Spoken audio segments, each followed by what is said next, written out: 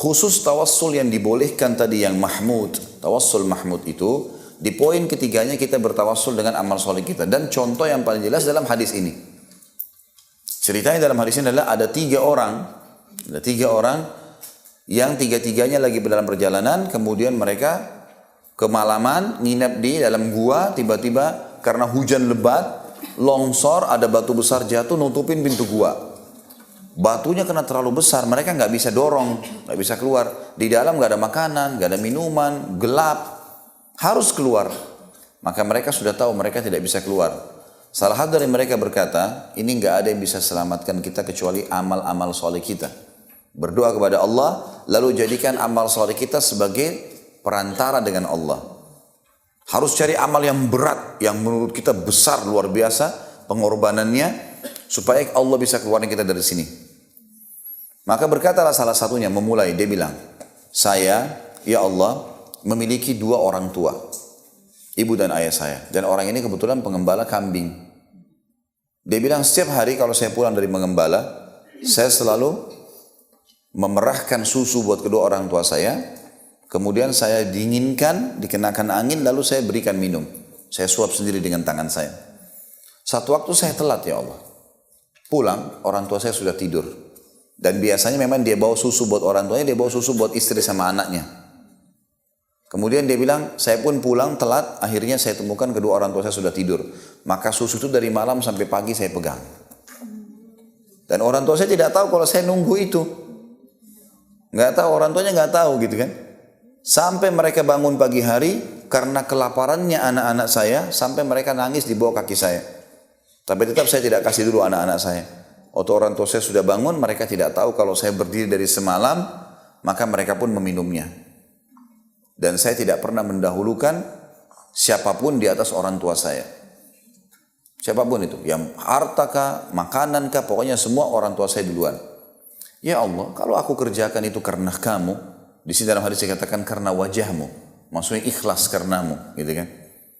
Maka keluarkanlah kami. Tiba-tiba batunya pecah.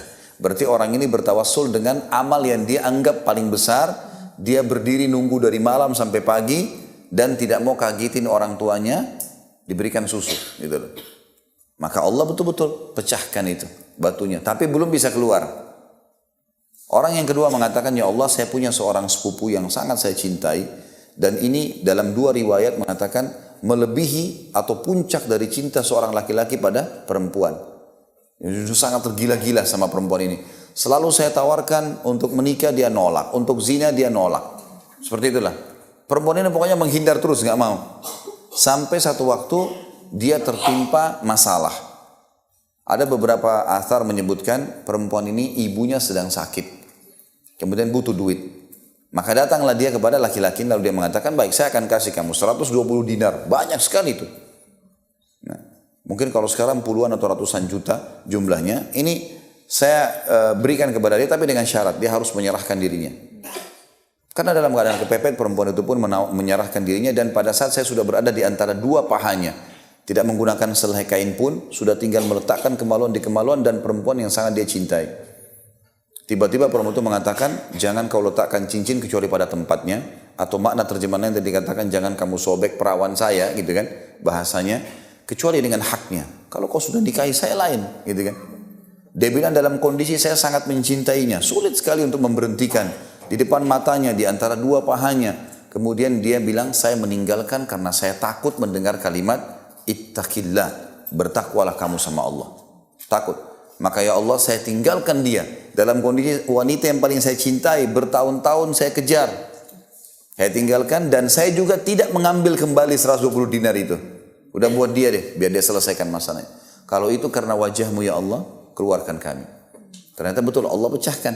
Dan ini berat, satu hal yang bobotnya besar gitu. Kemudian yang ketiga mengatakan, saya punya seorang pegawai, saya punya banyak pegawai yang saya kasih gaji-gaji mereka. Ada satu pegawai, tiba-tiba aja pergi, nggak ngambil gajinya.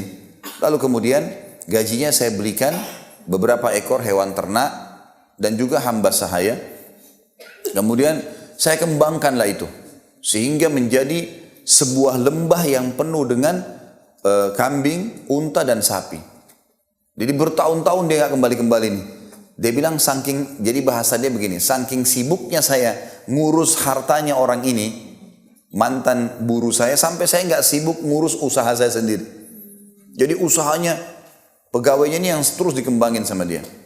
Sampai hewan ternaknya lebih banyak daripada hewan ternak pemilik ini. Ya.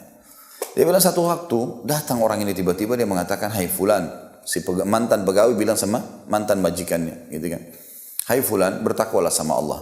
Saya dulu punya gaji berapa bulan saya nggak ambil, saya mau minta sekarang.